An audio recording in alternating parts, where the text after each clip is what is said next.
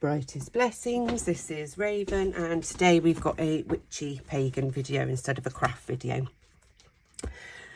because I wanted to show you the start of my Dark Deity Grimoire, which is pretty much the same as the other ones that I've shown you this year. It's just a B5 bullet journal dot grid, and I like these and I like this size because you can fit quite a lot of information on a page. Okay, so as you can see, there is still a lot of pages to do. All right, I've only actually put 3 deities in so far. I'm still busy trying to transfer everything over, but before we have a quick look through, I wanted to have a little chat about working with darker deities and darker energies, because quite often there seems to be two sides with witchcraft. You'll get the sweetness and light, unicorns and fairies, witches and pagans who solely only want to work with positive, good, light energies and deities. And there's nothing wrong with that. But as I have said in previous videos, I'm all about balance, and to have balance you need to work with both. Okay, there is nothing wrong working with the darker energies in life. In fact, I tend to work more with darker energies than I do the lighter energies, and I say lighter energies purely because I have a lot of issues in my life which I've talked about before, with my anxiety and my disabilities and various other issues, and working with darker deities is part of my shadow work. And you'll find that with darker deities, they are perfect for doing your own personal shadow work. I wanted to do this video now as we're in October. We're coming towards Samhain, and Samhain is obviously, as most of you will know, the time of the year when the veil between the worlds is thinnest. And a lot of these darker deities will be coming forward now. So if you're new to witchcraft and paganism, this is the right sort of time to be researching and looking into these darker deities. So let's have a little look. I still haven't decorated this yet. I'm waiting until the end. I've got a little area for contents, and I will eventually be putting tabs on these pages, but I'm waiting until I filled it. All right. So the first one in here is Hades. Now, Hades has come in here first for me because he's the one that I work with the most next to Anubis. But I wanted Greek deities to start with in this one because I have quite a lot of Anubis information in my Egyptian Book of Shadows, which is another one that I'll show you maybe next year now. And I don't want the same information in every single one of these books. And as you know, these B5 size and the littler A5 size Books of Shadows are topic based. So the Egyptian ones are obviously all about Egypt and have both sides of deities in them. This is basically going to house all of the darker deities that aren't necessarily part of their own Book of Shadows. So I've sort of started with the Greek pantheon, but it will move on. So Hades is one that I've worked with for a very long time, and he's a very, very good one to work with when you're struggling with depression and anxiety and you're going through that shadow work process. And the reason for this is, who better to help you along those dark paths than a dark deity? Okay, this is their world. And I'm trying to leave the pages on the screen for just a little while so that you can screenshot them and zoom in if you want to. As with all of my Books of Shadows, I like to use colour and imagery.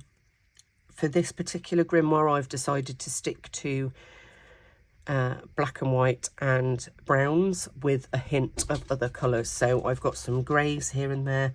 I've got bits of red here and there. And further on, we will get into some purple and other colours eventually. Now, what's important to understand when you're working with dark deities is that you really do your research before you start working with them. All you need to do is sit for an hour, not even an hour, 10 minutes will be fine, and just do a little bit of reading on that deity and write your own notes, okay? These deities, well, all deities deserve a lot of respect, and they deserve to be honoured correctly. So it's really, really important. Sorry, my voice is going. It's really, really important that you try and do as much as you possibly can to get to know these darker deities before you work with them. All right. So I tend to start with their general origin stories and then go further in and look at types of offerings. As you can see here, we've got offering information, acts of devotion, incenses, you know, all these sorts of things. General information.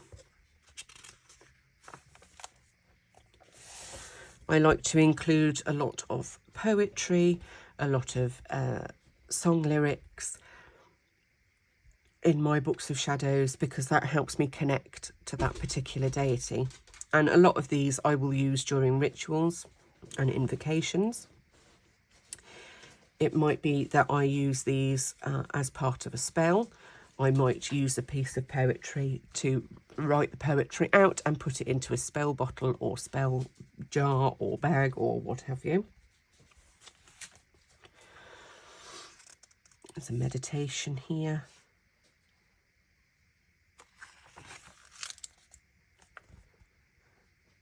So here are some shadow work prompts for working with Hades. So again, shadow work, there is a video about shadow work much further down.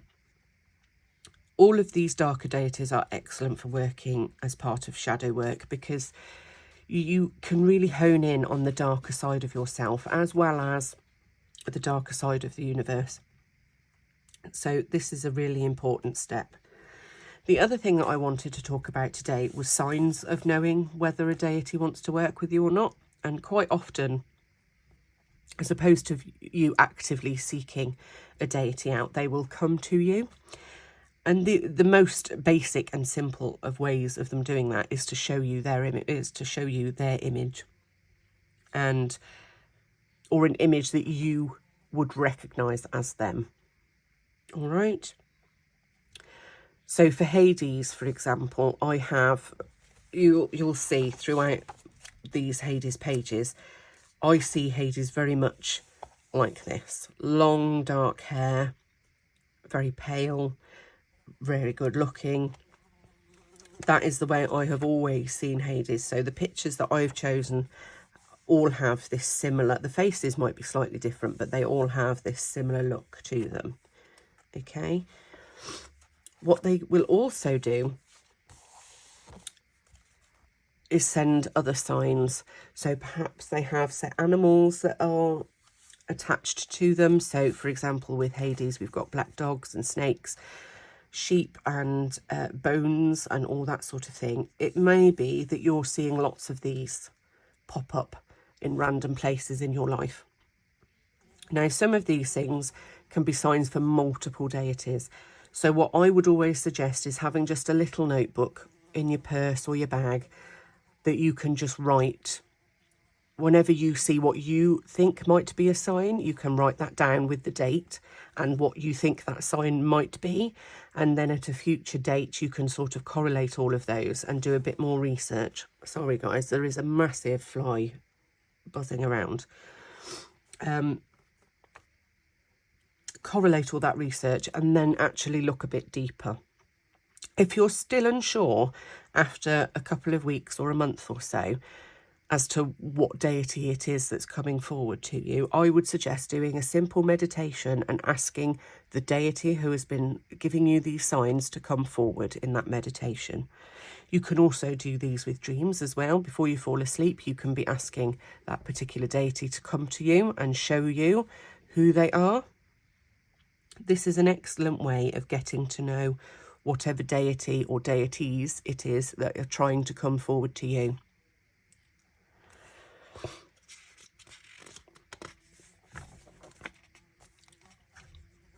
Now this fly is driving me absolutely bonkers. I don't know where it's come from. It's massive. I've included an awful lot of information about Hades, and that is because I've worked with him the longest out of the ones that I'm currently writing about. And you'll tend to find that with a lot of these darker deities, they are very misunderstood.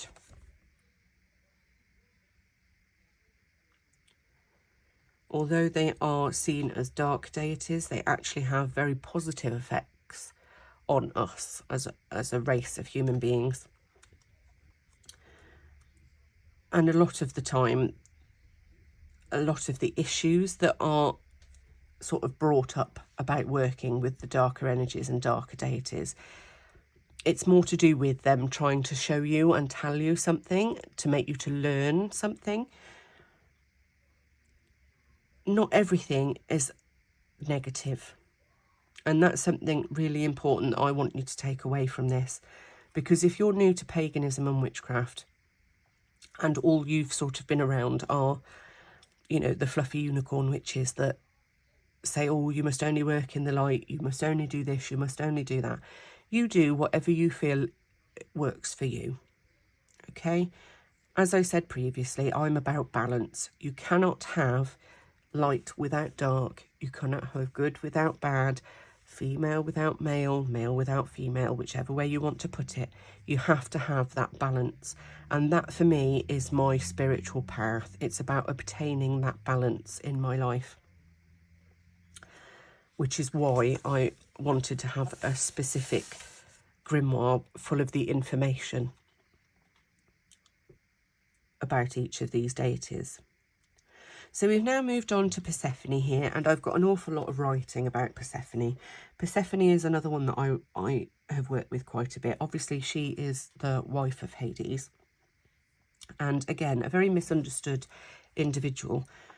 Now, by all means, the original origin story of Persephone and Hades and how their relationship started has a very negative connotation. However, through working with them, and if you decide you want to go off and research, you'll see for yourself, it doesn't end that way. Persephone very much loves Hades, and Hades very much loves Persephone. He is 100% dedicated to her, and she to him, and that shines throughout their story. On this page, it's probably one of my favourites in here at the moment. I like to have lots of bullet points so that if I want to work with Persephone, for example, and I need to set up an altar ready to do some work with her, and I need some ideas about what activities I can do to improve my relationship with her, to ask her to come forward as part of a ritual or spell work, having these bullet points is really easy for me to just open my book of shadows and think, right, I need to look at some offerings that I can give to Persephone. I've got nice lists here, some activities that I can do with Persephone. I've got here some different names for Persephone that I can use if I'm writing my own ritual or spell work.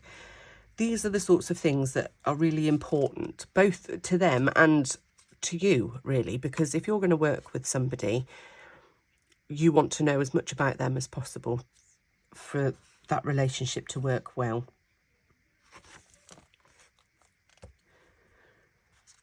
So we've got quite a bit of spell work and things. As you can see, I've brought a little bit of colour in through this page. Again, lots of images with Hades, with the long dark hair. Now, Persephone, I don't really have a set image of her, okay? You'll see that throughout because sometimes she's blonde, sometimes she's a redhead, sometimes she's got brown hair. All I see of Persephone is just a beautiful young woman, but her hair changes constantly. In my view, every time I have seen Persephone and worked with Persephone, she has looked different every time, but I know it is her. Her face never changes, but her hair colour does, which I find fascinating. And I tend to see that her hair colour depends on the mood that she's in, which is brilliant. Wouldn't it be great if we all had that ability? You'd know who to stay clear of.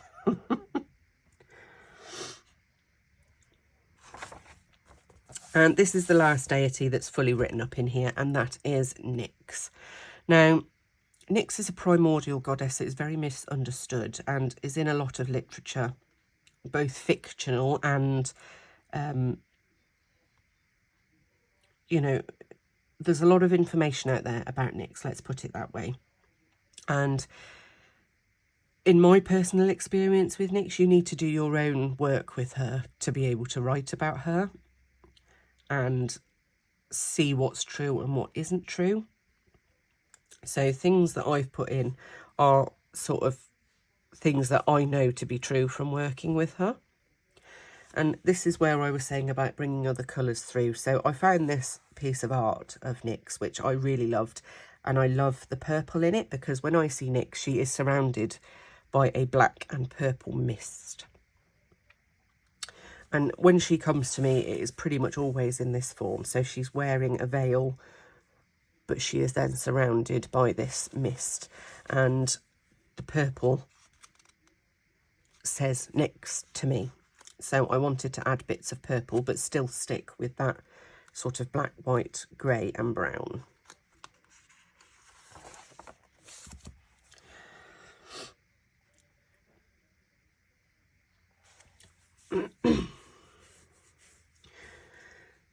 I do a lot of, excuse me, yawn.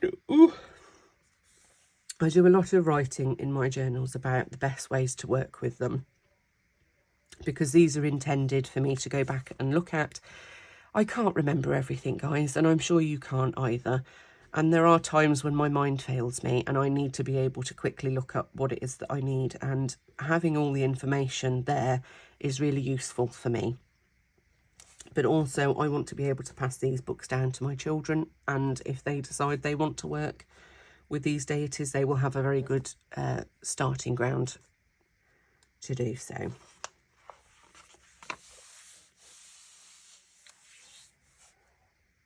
Oh, another yawn, sorry guys. I've also cut some pages just to add a little bit of interest, really. You know me, if you've watched any of my other Book of Shadows videos, you'll know I like things to flip out, and pockets and various other things. So this just adds a bit of interest for me. And again, adding bits of purple in has been really helpful for me. So again, here's a little section about knowing whether Nyx is calling to you. And these tend to be quite specific to the deity, but as I said, some of these things will apply for multiple deities, so make sure you do that research, all right? Is this, oh no, we've still got some more. So another flippy.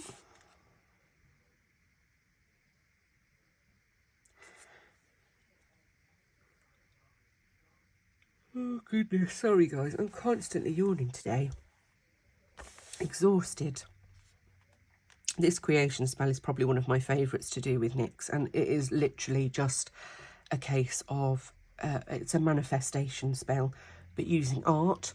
So the basic principle is that you get a piece of paper or canvas or whatever it is that you want to work on, and you write your manifestations onto that, and then you're going to paint or collage and make it a hidden spell. And I do this quite a lot. And I'm pretty sure I've mentioned that before in other videos about hidden spells where you can hide things. So, for example, say this was my actual journal Book of Shadows. So my journal Book of Shadows is where I'm writing daily what my practices are, what I'm doing each day. So say that was this book. I could write down my spell information and then cover it. Nobody else would know it's there, but I know it's there. the goddess or the god that you're working with will know it's there, and it's a really easy way for you to hide things. Again, oh, sorry. This is the perfect method for people who like to keep their practice secretive. And again, I tend to say to those people, there's no reason why you can't have a lovely book of shadows, but make it look more like an art journal and just have snippets of information, and then hide the bits that you don't want everybody to see, the actual spell work.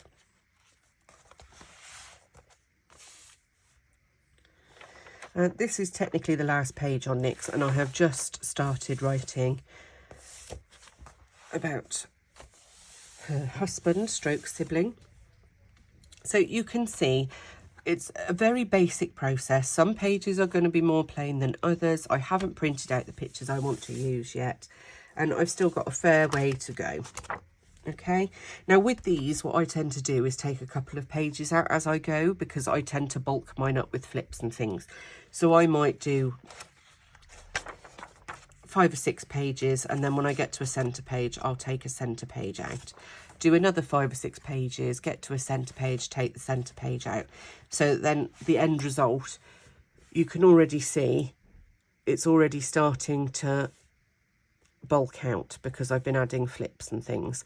And what I can do later, if I find more information about a particular deity, is I can add extra flips, or I can just put a paper clip on with an envelope or what have you to add information into it. So yeah, I've just started writing this up from my big book of shadows, and I will show you another flip through of this perhaps at the start of 2024, because this will most likely be finished by then. The only reason it isn't finished now is because I've been working really hard on getting journals and things done, like this one. This one I finished last night. So yeah, busy. Oh, yawn again. Goodness me, I need a nap. So guys, if you've got any questions about working with darker deities, please do feel free to ask questions below. Or if you'd rather not ask in person with other people seeing you, are more than welcome to go along to my Facebook page, which will be linked below, and send me a message, and I'm quite happy to talk you through some things. I've had quite a lot of questions about whether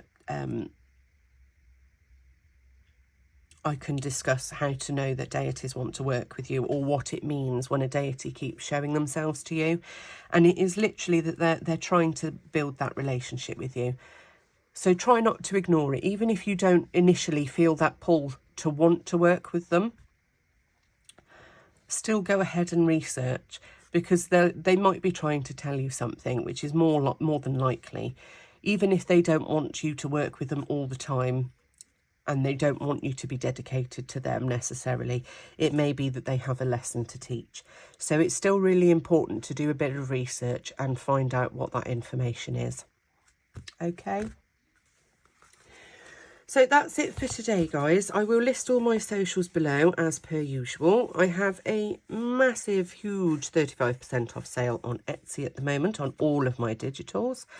I am listing lots of journals, including this bad boy, which I am in love with. I need to make some more of these Halloween-y journals now or in October. And I'm making fall journals as well. I'll show you the other one I'm working on quickly. This one with pretty laces and things. So yeah, this one I'm not putting pockets or anything in it. It's going to have my altered paper clips in, so that whoever gets this journal, they can add whatever they want. But it's got all my altered paper clips in. I'm just going to make some ephemera to go with those. So yeah, that's it for today, guys. I hope to hear from you soon. I will be posting another video in the next few days, and that one will be a crafty video. The only other thing that I wanted to mention quickly was Patreon. I've had a few people sign up and then leave after a few weeks and sort of say, oh, well, Raven wasn't as active as I thought she'd be. you need to look at what payment tier you're paying, because the people that have joined and then very quickly left have all joined the £2 tier, and the £2 a month tier is literally 5 posts a month. Okay, and those 5 posts may be a complete journal kit, or it could just be a couple of envelopes to print out. Right, so please do look at the tier that you're using. It's very rare I just upload 1 image per post. So actually you are getting an awful lot more than 5, and to be perfectly honest, it's more like 15 to 20 you're getting. That is the bare minimum. So for £2 a month, it's a bare minimum of 5 posts. And now I say posts because it's not always one singular image. If you go for the medium tier, which is £5.50 a month, it's a minimum of 10 posts a month. And if you go for the slightly more expensive, which is the £11.50 tier, with the £11.50 tier, it's 20 plus posts a month. Okay, I understand and really do acknowledge the feedback that I've had, and I am sorry that I wasn't as active as you were expecting, but please do remember to read all the details before signing up. If you haven't been to my Patreon before, there are a lot of freebies on there as well. You just need to scroll through to find them. All right, guys?